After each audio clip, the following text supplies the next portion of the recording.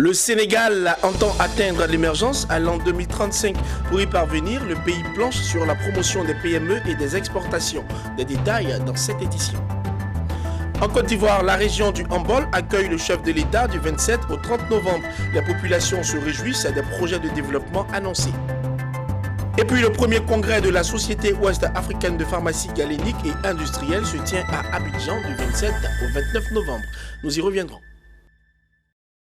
Merci de suivre le journal sur votre chaîne panafricaine d'information économique. Démarrons cette édition en nous rendant à Dakar, au Sénégal. Vous le savez, le pays ambitionne devenir émergent à l'an 2035. Le Sénégal veut faire des PME son fer de lance. C'est dans ce but qu'il a initié de vastes réformes en ce qui concerne la formation des PME, la datation des curricula de formation pour une adéquation formation-emploi et l'incitation à plus d'innovation et à la recherche afin de permettre aux PME d'être un peu plus compétitives. Toutes ces actions étaient récemment au centre d'un panel de haut niveau axé sur la promotion des PME et des exportations. Suivez.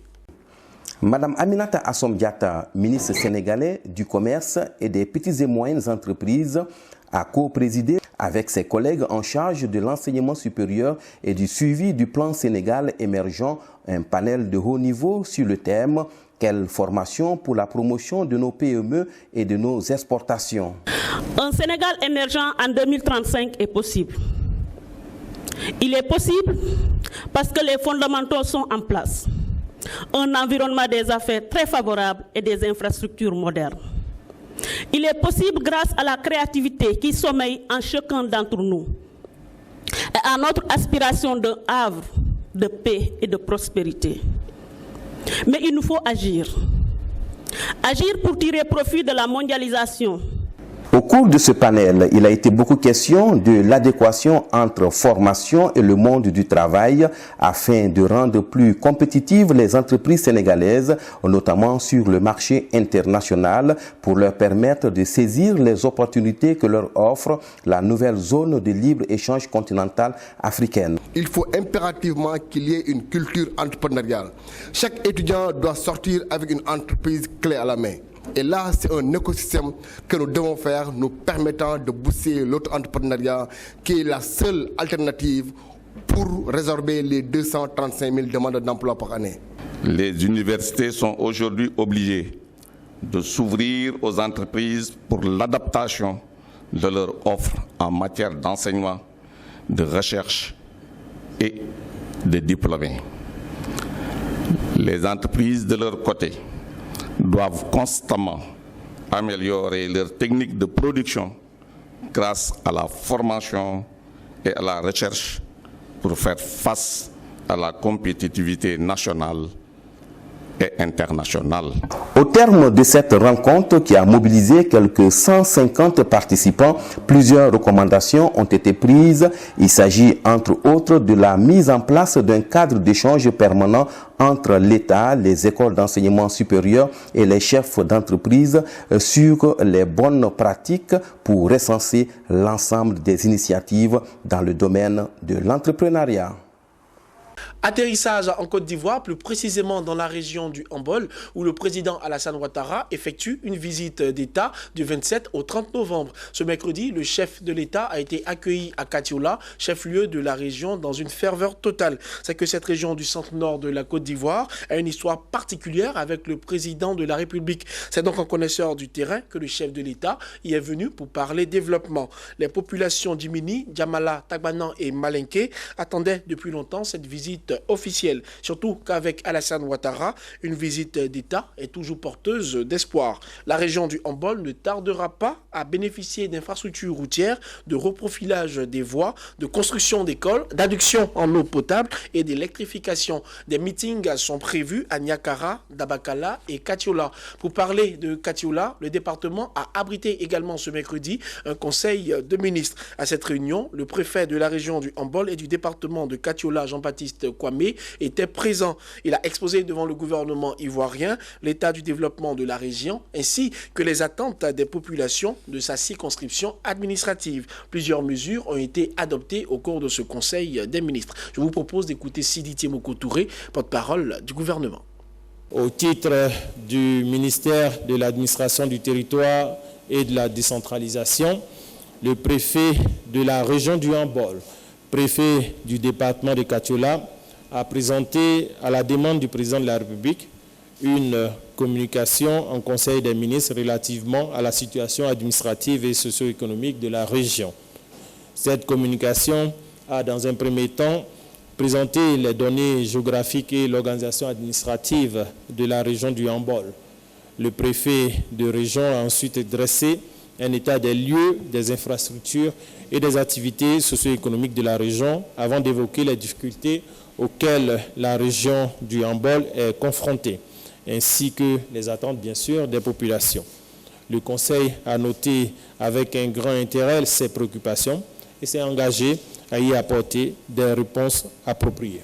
Au titre du ministère de l'Économie et des Finances, le Conseil a donné son accord en vue de la nomination des représentants de l'État au Conseil d'administration de la Banque de l'Habitat de Côte d'Ivoire, en abrégé BACI. Ainsi sont nommés M. Sungalo Koulibaly, représentant le président de la République, M. Jean-Marc Kofi Brou, représentant le Premier ministre, M. Wotumo Melessi Fani, représentant le ministre chargé de l'économie et des finances, M. Saliou Wodraogo, représentant le ministre chargé du budget. Ne laissez personne de côté, c'est le thème autour duquel a été célébré à Brobo dans l'Agnébi Tiassa, la journée mondiale des toilettes pour la Côte d'Ivoire. Occasion pour le ministre de l'Assainissement et de la Salubrité, Anne Ouloto, de lancer le programme de latrinisation des écoles en milieu rural tout en sensibilisant les populations sur les bonnes pratiques d'assainissement. Le reportage est de Steven Akomian et Ismaël Doza. L'école primaire privée de Bobo 2 de la commune de Ndoussi dans l'Agnébi Tiassa a accueilli ce mardi 26 novembre la cérémonie officielle de la célébration de la journée mondiale des toilettes en Côte d'Ivoire. Occasion pour le ministre de l'Assainissement et de la Salubrité de lancer le programme de latrinisation des écoles en milieu rural. La santé, c'est l'hygiène corporelle. La santé, c'est la protection de l'eau. La santé, c'est le bien-être des populations. Alors, quand on n'a pas ces latrines, qu'on n'a pas ces toilettes, les populations sont obligées de déféquer à l'air libre. La défécation à l'air libre a ses conséquences sur la qualité de l'eau, a ses conséquences sur la santé parce que les enfants jouent dans la nature, les grandes personnes, etc. s'asseyent à terre et avec l'écoulement des eaux, avec la proximité, avec tous les déchets et les bactéries qui se retrouvent dans ces déchets-là, l'homme consomme à nouveau ces bactéries et tombe malade. Un programme financé par le PS Gouv 2020 qui vient de doter l'EPP Bobo 2 de nouvelles latrines pour le bonheur des élèves et leurs parents. Ce programme-là a deux volets. Il y a d'abord le volet de latrinisation où, par un appel d'offres, il y a des entreprises qui sont outillées et qui sont en train de construire des latrines, comme la latrine que nous venons de voir. Mais il y a aussi les animateurs communautaires. Une initiative saluée par les autorités municipales de Ndoussi et ses populations. Nous sommes très fiers, très heureux que ce projet pilote puisse commencer par Ndoussi Bodo, qui est un carrefour, n'est-ce pas? Ce n'est pas par hasard, c'est Dieu qui l'a voulu. Nous pensons que les toilettes sont des éléments essentiels et nécessaires dans la vie quotidienne des populations. L'hygiène commence par ça. Inscrit dans le cadre du PS Gouv 2020, le programme de latrinisation vise à réduire de 4% le taux de défécation en milieu rural. Un taux estimé à 39% par le ministère de l'Assainissement et de la Salubrité.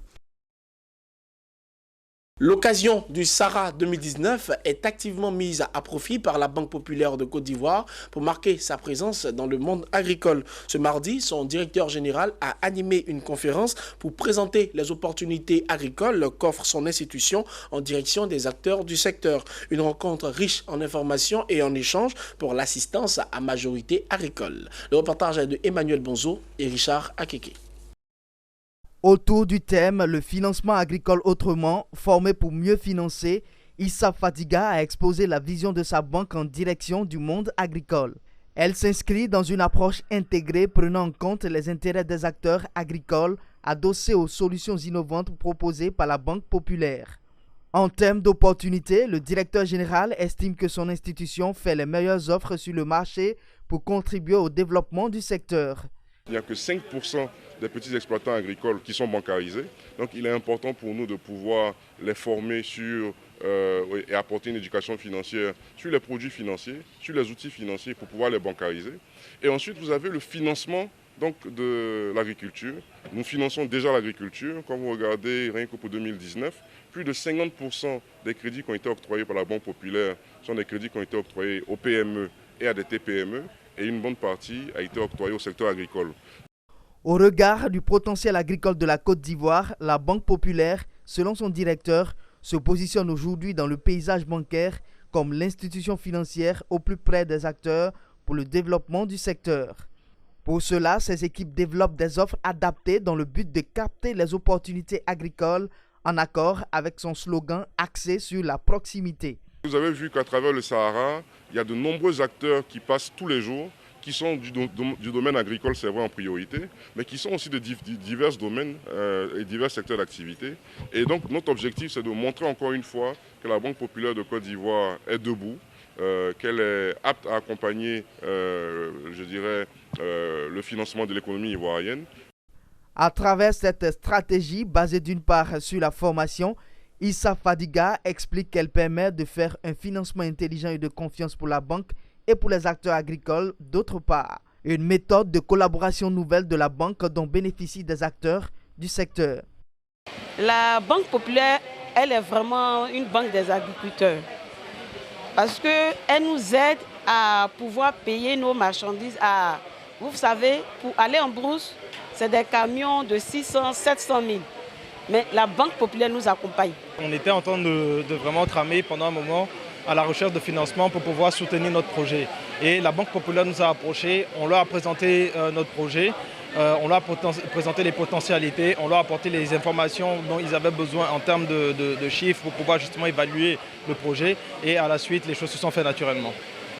Depuis son rebranding, la Banque populaire de Côte d'Ivoire se montre agressive via ses offres de services et compte se positionner comme un partenaire irréprochable auprès des acteurs du secteur agricole.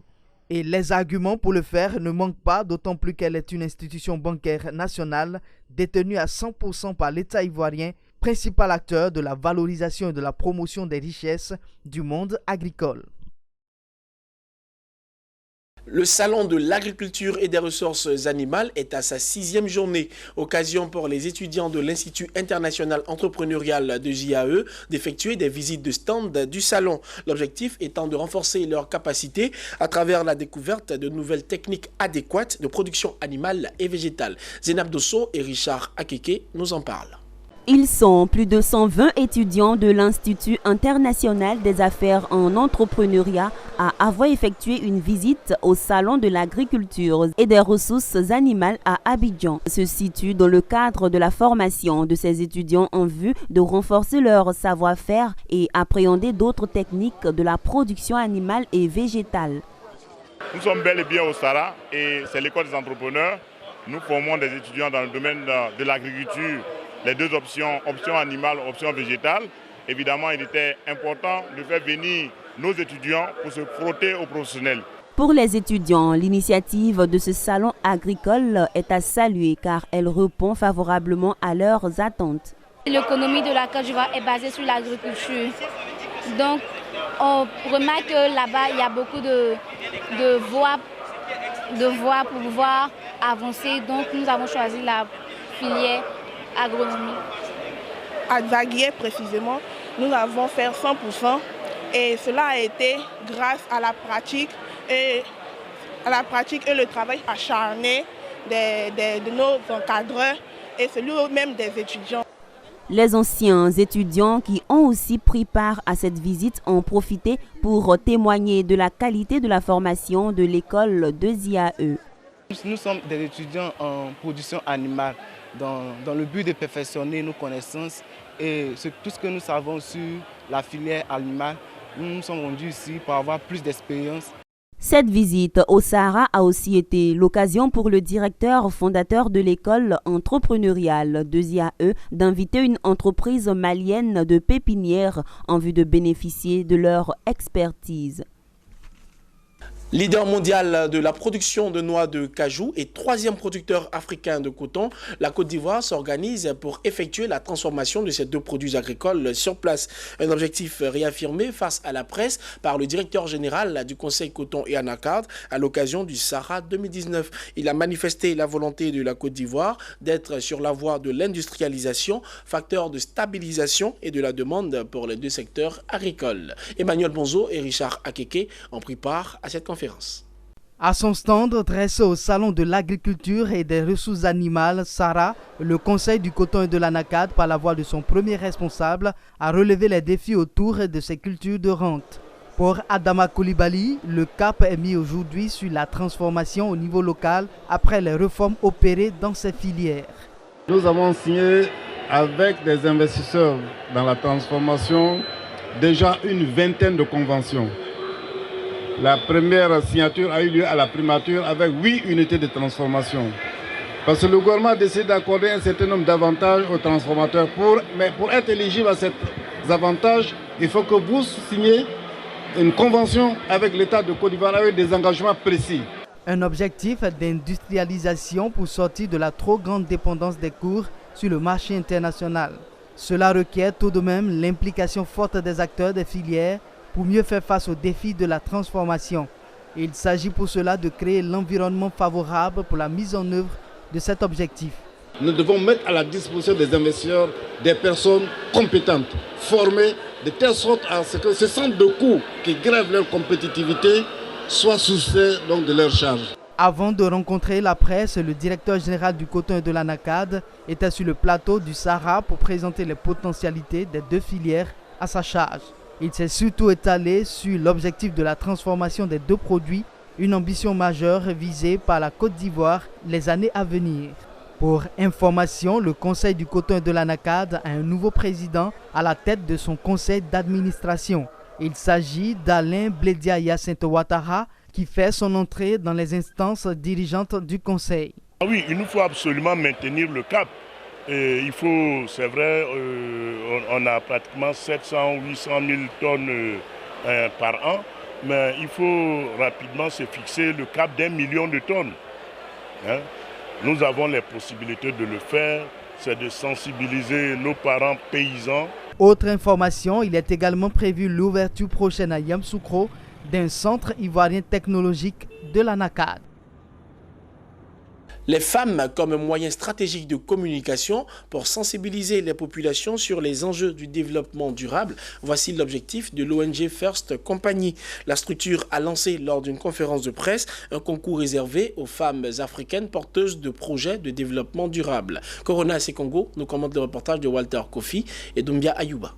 Un concours dénommé Africa Green Lady Day, récompensant les meilleurs projets féminins en faveur de l'environnement et de la promotion du développement durable, a été lancé par la structure First Company. Ce concours va se dérouler dans plusieurs pays d'Afrique du Centre et de l'Ouest. La Côte d'Ivoire a été choisie pour le lancement. L'objectif est d'amplifier la sensibilisation auprès des populations sur les enjeux du développement durable et contribuer à l'autonomisation des femmes par la mobilisation des ressources.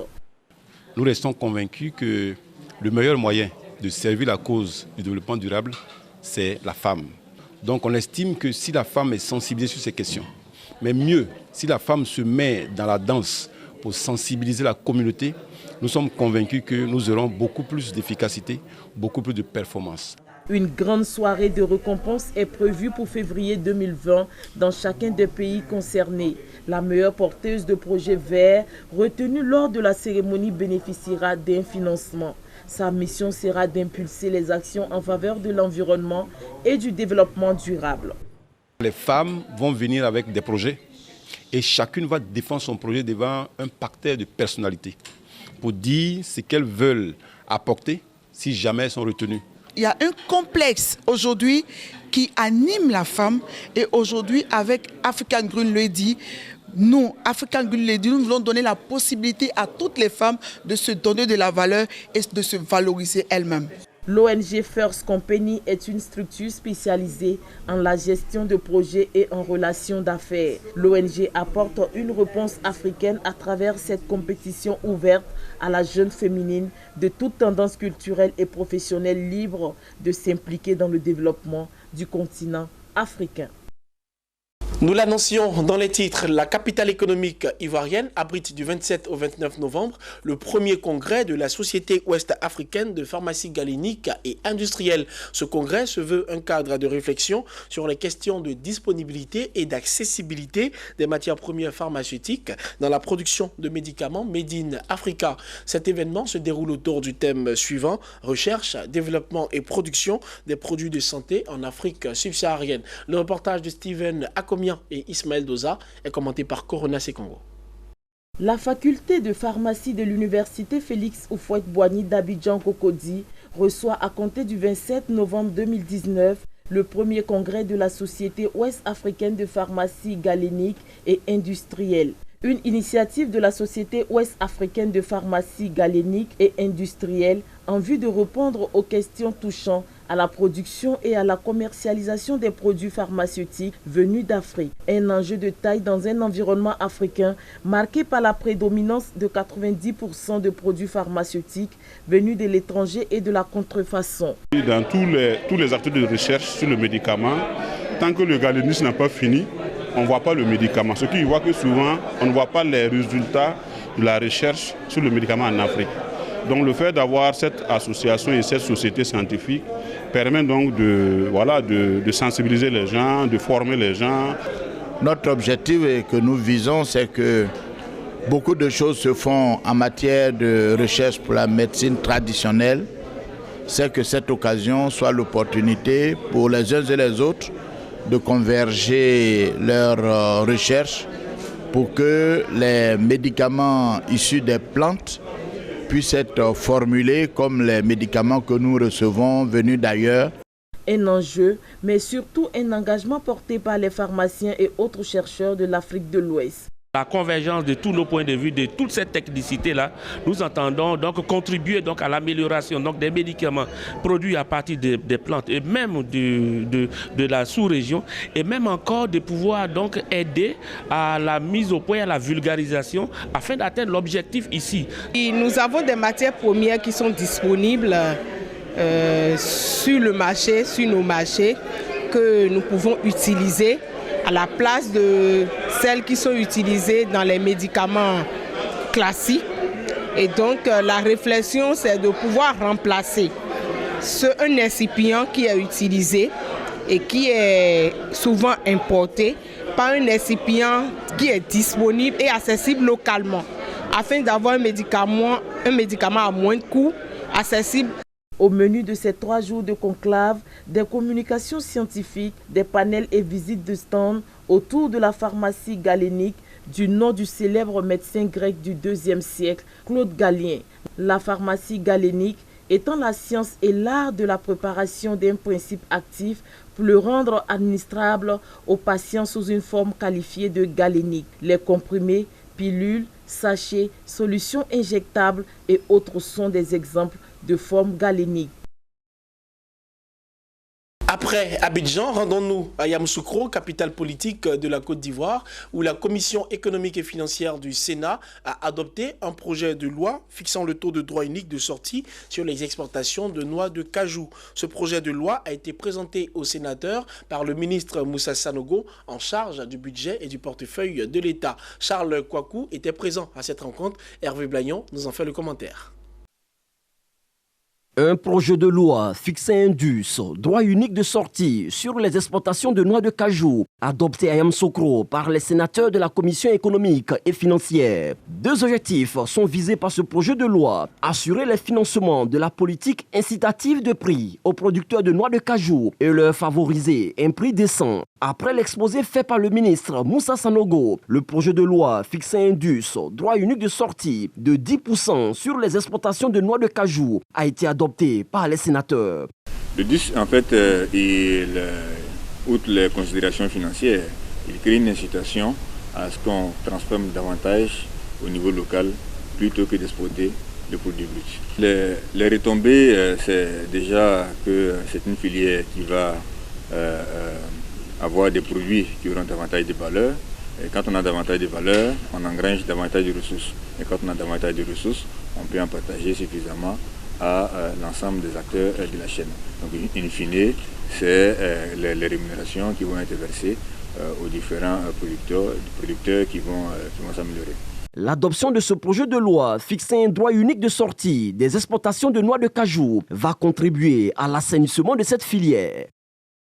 Direction San Pedro, où les acteurs de la gestion du parc national du Taï étaient récemment en atelier. Cet atelier avait pour objectif de dresser le bilan de l'exercice 2019 de la direction de zone sud-ouest de l'Office ivoirien des parcs et réserves et d'élaborer le plan d'opération pour l'année 2020. Pierre Tebeu nous commente le reportage de Abel Kouao.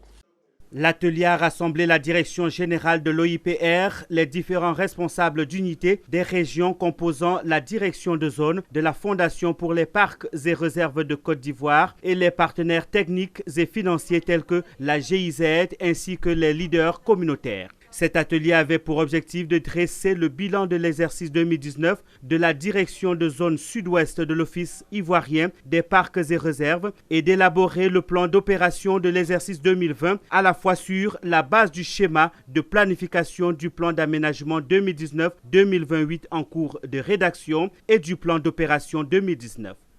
Et il faut dire que le parc national des Taï se porte très bien. Comme vous le savez, le parc national des Taï, il est patrimoine mondial de l'UNESCO, il est réserve de biosphère. Et par ailleurs, en termes de couverture, c'est à peu près 98% de couverture forestière.